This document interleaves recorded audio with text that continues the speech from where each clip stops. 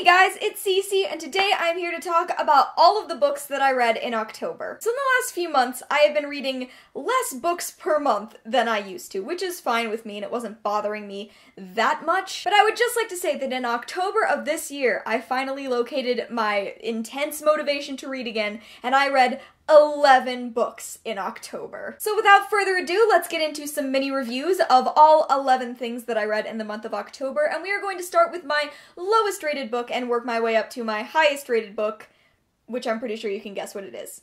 But let's start at the bottom. My least favorite book that I read in the month of October, sadly, was My Best Friend's Exorcism by Grady Hendrix. This book takes place in 1988 and it is about a girl named Abby and her best friend Gretchen. They've been best friends since 4th grade, and one night after an evening of partying, Gretchen starts to act very, very different. And eventually some conclusions are reached that she might in fact be possessed. So, the reason this is the lowest on my list is probably because I had such high expectations for it and it let me down so dramatically. Bare minimum, this wasn't very well written, and it was one of those cases where it is a book about a group of women that you can tell was written by a man who had no idea how to write teenage girls. But beyond that, setting it in the 1980s felt gimmicky and just like an excuse to draw on nostalgia and to be offensive without getting in trouble, because it would have been okay in 1988. This book couldn't decide if it was funny or serious, so even moments that I thought I was supposed to be taking seriously, I was still frustrated by because I kept getting pulled out of the moment. And to top it all off, the main character is so dumb. Just incredibly stupid, and that was frustrating from beginning to end. And all of those are reasons why I had to give this book 2 out of 5 stars. I'm so sad. I wanted this to be amazing. I wanted to buy the fabulous VHS book cover, but not gonna happen, and I don't recommend this in the least. Next up we have The Lovely Bones by Alice Sebold. Yes, I finally read The Lovely Bones. So this book is about a girl named Susie Salmon. Susie was murdered, and the entire book follows her looking down from heaven at her family as they try to grieve and move on, and she's also following her killer, the friends that she used to have. So it's a book about grief and a book about living, and it was so boring.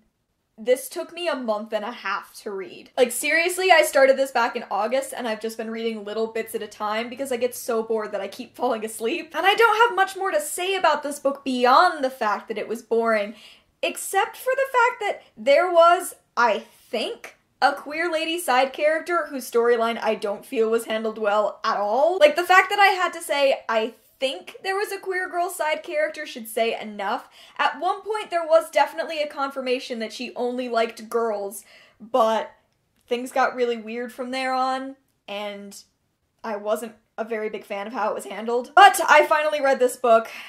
Goody for me, and I gave it 2 out of 5 stars. Next up we have And the Trees Crept In by Dawn Kurtagich. This is about 2 girls named Scylla and Nori, and they run away from home from what we kind of learn was a very abusive situation, and they go and live with their aunt in her super creepy mansion. It seems okay at first, and then stuff starts to get super weird and real creepy, and they notice that the trees seem to be creeping closer to the house. There's also a man in the woods, or so they think. He's a man with no eyes that they call the Creeper Man. So this book was super disappointing also. I think Dawn Kurtagich has a real ability to write scary stuff and not a ton of ability to write other stuff. So the setup of this book was really rough, but once you get into the actual creepy, trees are moving in, people feel like they might be losing their grip on their sanity, that was really scary and engaging, and I couldn't put the book down when I was in that portion of the book. The ending of this book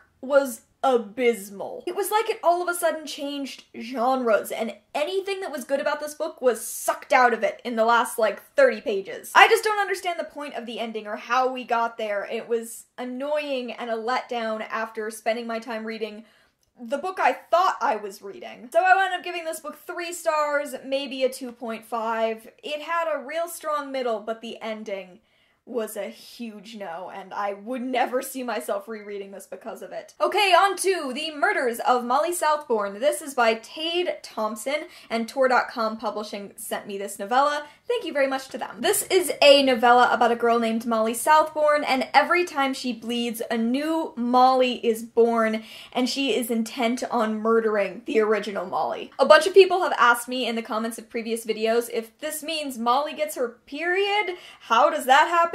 Yes, she does. That is actually a storyline in here, that Molly gets her period, and that definitely does also cause murderous Mollys to be born. This book was super creepy and interesting, and you could tell that it was drawing on Frankenstein a lot. Like, they actually talk about Frankenstein in the book, which made it even more apparent that that is what it was drawing on. So it was talking about, you know, personhood, but with this really gothic vibe. And I think most of it was really, really good. I just didn't like the framing device, and I think that that's what kept me from enjoying this as much as I wanted to. The actual storyline with Molly and the other Mollys, with her parents and Molly learning to defend herself, to kill other versions of herself, all of that was great.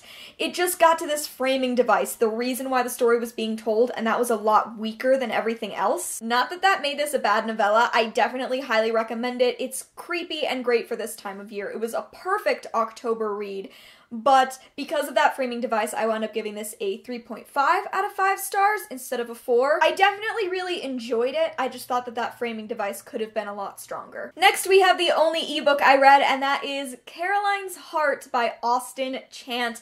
This just came out last week, and Austin sent me an ARC.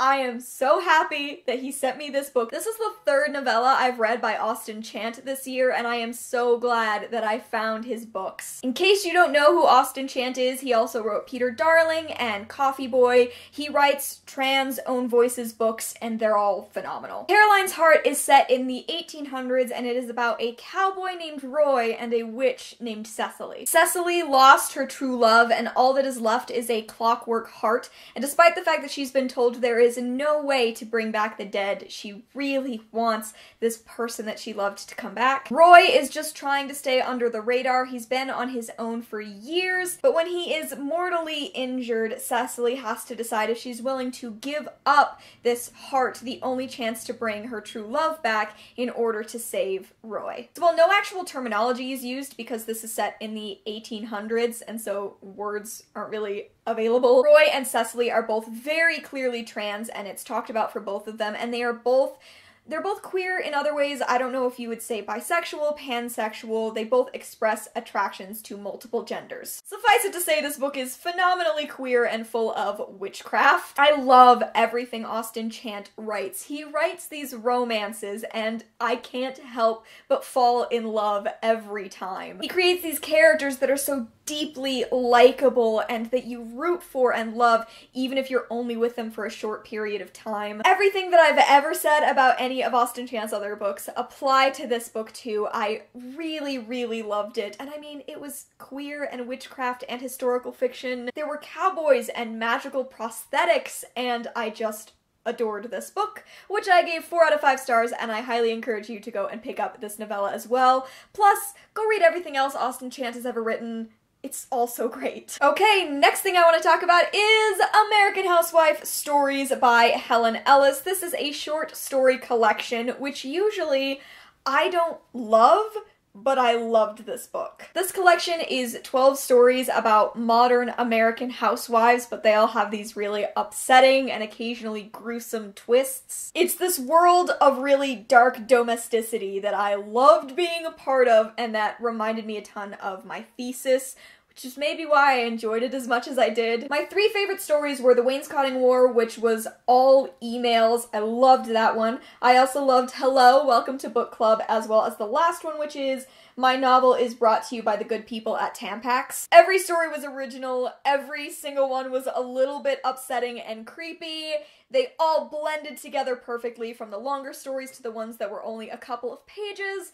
I highly recommend it. I'm so glad I finally got the chance to read this collection, and I definitely want my own copy. Second to last thing I want to talk about is Spellbook of the Lost and Found by Moira Fowley-Doyle. I am so pleased to say that I had the highest of expectations for this book, and it totally met those expectations. This book is set in a small Irish town, and it follows a collection of a bunch of different teenagers, but namely there are 3 point of view characters. Laurel, Hazel, and Olive are the 3 girls who tell the story, but their lives are wound up in a whole lot of other lives as well. What happens in this book basically is that one night, the night of this big party, stuff starts to disappear. At first they are small things, hair clips and purses, but then more and more things keep being sucked away until people go missing. That is when this handwritten spell book falls into the hands of these teenagers, and there seems to be a part for each of them to play in a spell that will bring everything back. I love this book so much, I don't even know how to talk about it. I guess I could talk about the diversity first.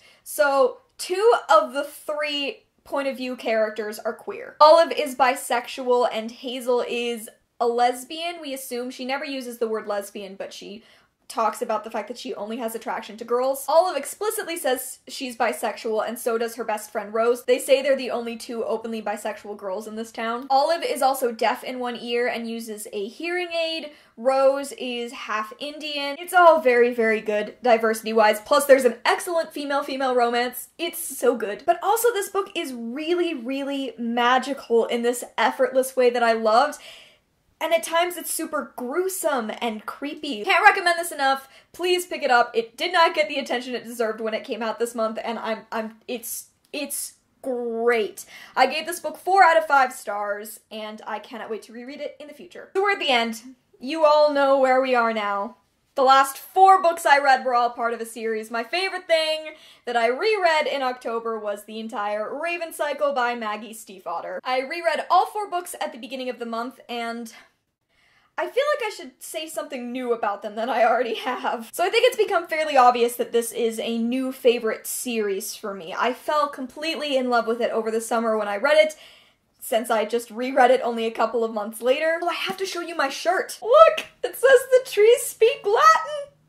It came in bookish box in October, and I love it. But you guys have heard me go on and on about this book, so I feel like I should say something new. Something that I got out of a reread, and I think it's the fact that this series is immensely rereadable. There is so much going on constantly, especially stuff that you don't pick up on a first read. The amount of foreshadowing is ridiculous, and what I find so fascinating about these books is that they tell you everything you need to know. You just have no idea that you know it all. The strength of these books is in the characters and their relationships to one another, which I only loved more on a second reading. They are layered and they go on fascinating journeys, and 2 of the main characters are canonically queer. If you love the Raven Cycle and want to hear me gush more about it, I have a blog on Tumblr that is dedicated to the Raven Cycle now. You can go and follow that. And also, hopefully this month, my girlfriend and I are going to be doing a live show about the Raven Cycle, so if you have questions about the Raven Cycle that are just bursting through, let me know, and we are going to try to talk about a few of those in the live show. Rereading these 4 books, I gave them all 5 out of 5 stars, but I definitely maintain that Blue Lily, Lily Blue, the 3rd book, is my favorite of them all. I think it has the best side characters and character interactions of the entire series. They're all so good. I don't know what I'm talking about. They're all great. I gave them all 5 out of 5 stars. I'm really, really glad that I decided to immediately do a reread of these books. I love them. You guys know this. I love them. Okay guys, there you go. Those are all of the books that I read in the month of October. What were some of your favorite books that you read this month? Please let me know down in the comments below. Plus let me know what you think of the books that I read in October. Thank you so much for watching. I hope you enjoyed, and I will see you in another video very soon. Bye!